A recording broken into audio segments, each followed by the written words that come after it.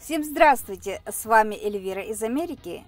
Жапта порыли же погалами елташлак тым данныны Эльвира Америкагыч. Вот представьте себе, если бы все на земном шаре были совершенно одинаковые. Это одно лицо, один язык, одна культура, обычаи, традиции, в общем, все было бы одинаково. Как вы думаете, было бы скучно или же нет? Но по желанию Всевышнего мы все родились разными. И, естественно, у родившегося ребенка не было возможности выбора родителей или же и тем самым национальности и всего вытекающего из всего этого. Родившийся ребенок, он получает все от своих родителей, от бабушек, от дедушек.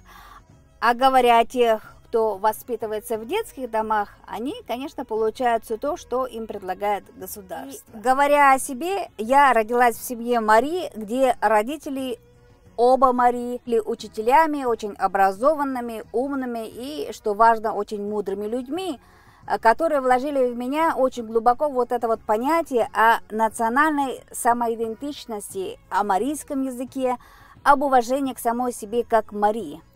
Но при этом они всегда отмечали других, и тут помогало то, что в деревне, где я родилась и выросла, присутствовала другая культура, русская. И впоследствии по жизни прибавились люди других национальностей, к которым уже с детства было привито уважение. Поэтому во мне никогда не жило то чувство, что кто-то там лучше и кто-то там хуже. Всегда было то чувство разности, что мы разные, что нужно любить, уважать себя, свою национальность, свой язык, свою культуру, но при этом еще уважать и других.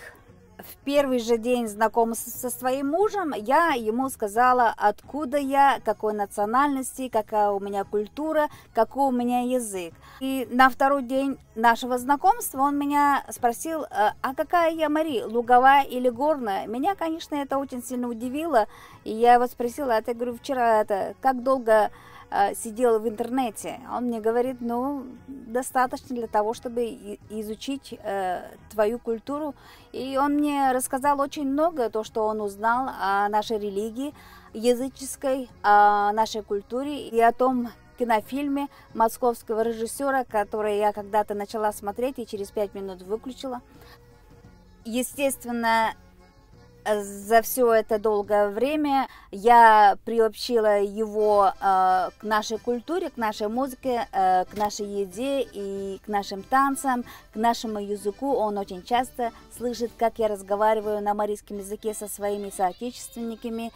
Насчет примечи он вообще сказал, это, как это интересно придумано, все вместе. То есть, картофельное пюре и картошка, не нужно отдельно есть, это все вместе.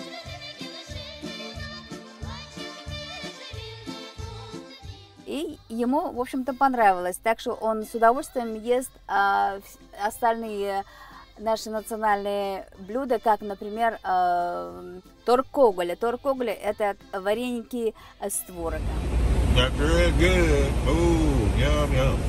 Когда я работала на штат Флорида, проработала я 14 лет. Так вот, на работе на Хэллоуин сказали прийти нам всем в костюме. Вообще, этот праздник, честно сказать, за 20 лет в жизни в Америке, он вообще в сердце не ужился никоим образом.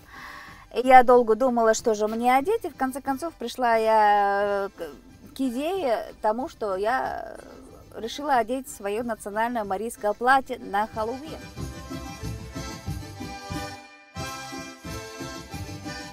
И когда я пришла в марийском платье, я скажу, что я сорвала вот абсолютно все аплодисменты.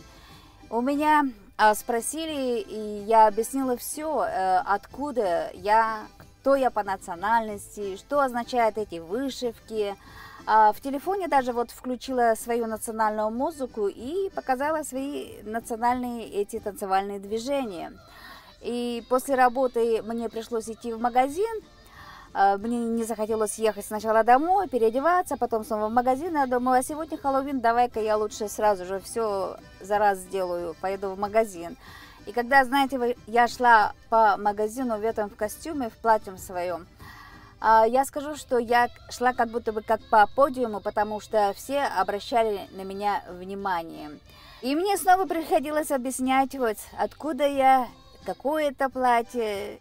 Этот день своего рода был, знаете, не Хэллоуин, а знакомство с марийской культурой в городе Таллахасси в штате Флорида.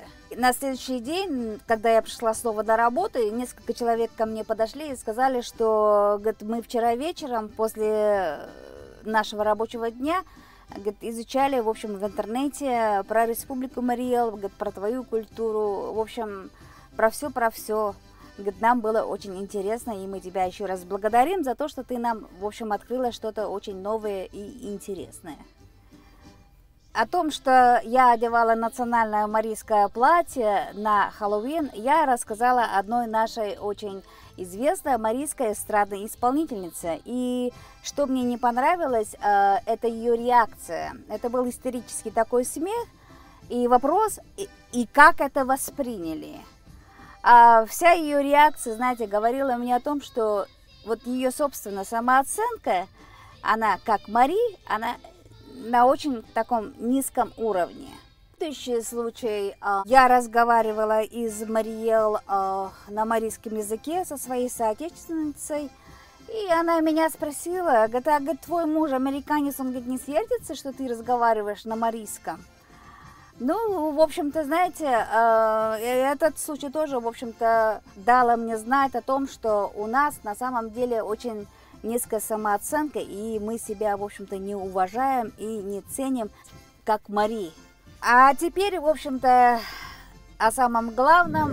Еще в конце, значит, февраля этого года в социальных сетях, ВКонтакте, значит, на странице газеты «Кугарня» я увидела один такой пост, который привлек мое внимание. И это был пост о том, что в память Куклине Анатолия Николаевича, который был, в общем, доктором филологических наук, он был профессором, членом-корреспондентом Российской академии естествознания, почетным работником высшего профессионального образования Российской Федерации, основатель марийской школы марийская ономатология. Ономатология – это отдел языкознания, изучающий собственные имена. Это объясняю для таких, как я. Я, например, вот не знала до этого времени. Я не филолог, я не лингвист, повторяю снова, но свой язык марийский люблю и уважаю, и потому сохранила, даже вот живя долгое время в Америке, вдалеке от родины. Конечно, имя Куклина Анатолия Николаевича мне стало очень интересно, и я стала изучать про его научную деятельность. Читала про его заслуги, и хочу сказать, что можно говорить бесконечно. И особенно мое внимание привлекло то, что он, наверное, вот единственный из народа Марии, и не только из народа Марии, а единственный, возможно, из среди марийских профессоров, лингвистов, который закончил в Токио, в Японии, университет социологии и гуманитарных наук. Если я, конечно, ошибаюсь, пожалуйста, поправьте меня. Впоследствии он выпустил словарь наиболее употребительных слов марийского языка с переводом на японский, составленный совместно с профессором Токийского университета господином Мацумура.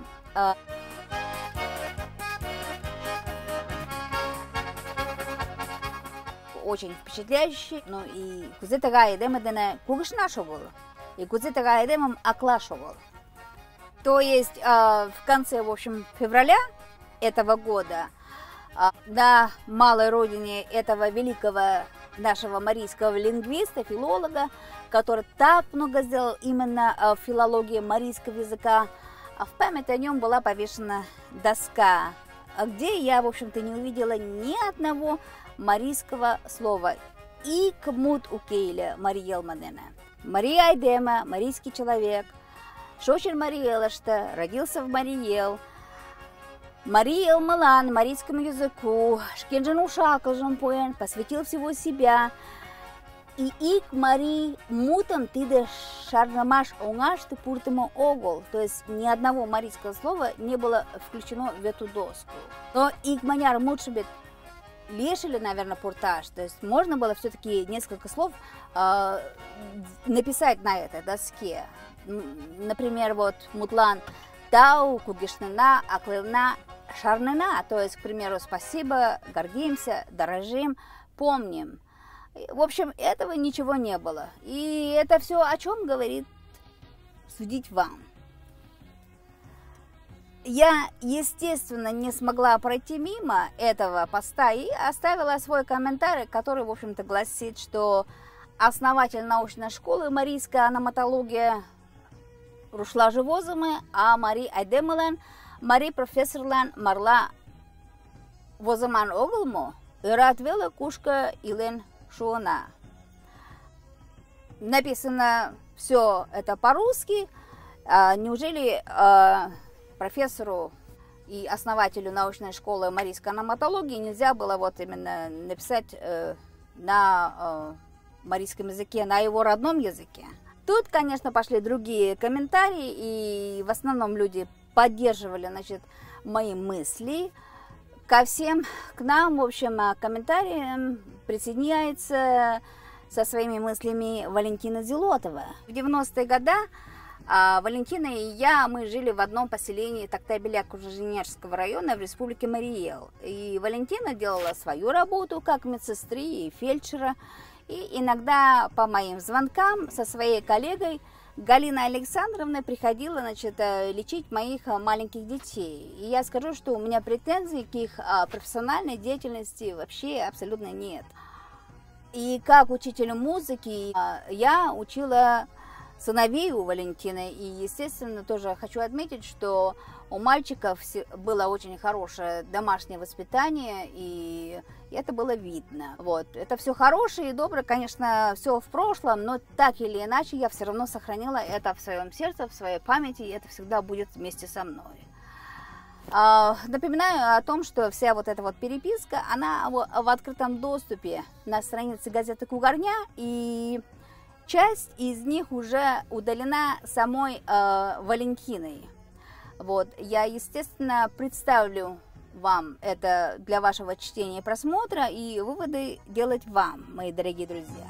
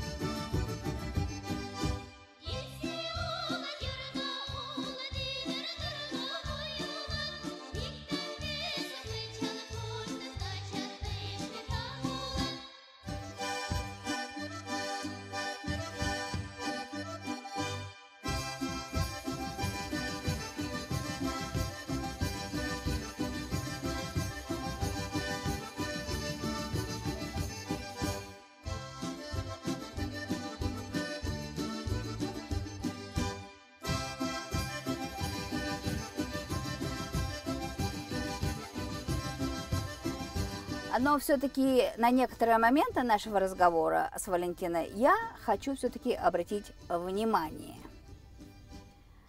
Вот она пишет, значит, сай паша шталтен, поры шарнамаш коден, но молан южо енгла кеч могаса пашашта эре экшиком вело качалет. Путь шкеныштен пашаштышт нигунам не мога экшикат лиен оглда лиенат оккерт. Путрак пеш чен да моштен илат векат, ираш вел кодеш. То есть она говорит о том, что хорошая работа сделана, остается только в воспоминании. А почему некоторые люди в любом, то есть хорошем деле ищут только изъян. Сразу же отвечу на ее вот этот вот комментарий о том, что, естественно, читая мой комментарий, я совсем не говорю, что это сделана плохая работа. Конечно, это замечательно, что мы помним этого профессора-лингвиста, но какого профессора, какого лингвиста, какого филолога? Еще раз повторяюсь, он же не был лингвистом немецкого языка или же других языков. Именно он был лингвистом, филологом марийского языка. И моя идея была только в том, что марийскому человеку, марийскому лингвисту, марийскому филологу, марийскому профессору нужно было все-таки несколько слов оставить в память о нем на марийском языке. Все. Но Валентина что-то другое увидела и услышала в моих словах. Дальше, значит, она достаточно обращает внимание на то, что я живу в Америке. И на фоне сегодняшних событий она старается выставить это, знаете, в некотором таком негативном виде. Но она забыла, что чувствовать собственного достоинства и уважения к себе как Мари у меня с детства. И неважно, где бы я жила, в Китае, там, в Японии, в Венгрии или еще где-то, то есть я бы все равно сохранила свою марийскую идентичность. Так же, как вот живу в Америке, но я помню, откуда я и какой у меня родной язык, марийский. И следующее внимание, она, значит, еще про живущих в Америке. Хочу сказать, что у половины республики Мариэл кто-то живет в Америке. Это и бывшие мужья, и жены, и братья, и сестры, двоюродные тети, дяди, дети, и внуки, сватья, свахи, в общем, кого только нету. И причем те, которые живут в республике Мариэл и работают везде и даже там, где они, в принципе, совсем не могут, не имеют права по закону Российской Федерации работать только потому, что у них есть родственники в Америке. Валентина об этом, она, знаешь, вот забывает. И как, она видит только вот меня, наверное, потому что вот я вот сказала об этом, а все остальные молчат. Так вот, в следующий раз, когда ты будешь говорить, или кто-то другой еще будет говорить, а ты живешь в Америке, помни не только о том, что в Америке живут очень много людей национальности Мари. Я тут не одна. И она также говорит, что Америка изменила меня. Валя, знаешь, это я, в общем-то, в Америку внесла что-то свое марийское, знакомлю, значит, своих новых друзей, семью с собственной культурой. И вообще, Валентина, это хороший товар, знаешь, на полке долго не залеживается. Его везде ценят, и в России, и в Америке. Сказать честно, вот с самого начала было чувство, что эти все слова Валентина изначально написала не сама. То есть она сделала это, но как будто ее кто-то вот заставил. Кто-то подсказал, мол, напиши ты это. Если, конечно, она это сделала по чьей-то указке, мне ее очень жаль. А если она сделала все-таки сама, мне все равно жаль, знаете, такое чувство, что вот некоторые люди, они получают крошки с барского стола и забывают свою вот идентичность. Мондат, кӧ улмыштым, кӧ нунын ачашт, авашт, кочашт, ковашт ниможымат огыт шарне, ниможымат шарнашышт кумылышт уке. И кузе тыгай айдемым лиеш аклаш, пагалаш, кудо шкенжым шкеже огеш пагале, огеш йӧрате. Кузе тыгай айдемым лиеш аклаш да пагалаш? Конечно, если бы она этот ответ написала лично, то ответ был бы лично к ней. Эта переписка была такая между нами публичной, и она, в общем, перешла в некоторую такую словесную перепалку. Впрочем-то, где я говорила об уважении к себе как национальности Марии, к уважению языку, но она же от темы языка и уважения к себе, как Марии, иногда, в общем-то, отвлекалась. И хотя, в принципе, переписка была на марийском языке, вот интересно получается, вроде бы разговариваем на одном языке, но понимания друг друга нет. Ваш кутрена и келмадена, а умламаш уке, погаламаш уке, молантаге моем пале. Ради интереса я, конечно, посмотрела в интернете, а как дела обстоят в соседних республиках. Это как Чувашия, Татарстан. И вот что я нашла в интернете. На каком же языке эти мемориальные доски в этих республиках?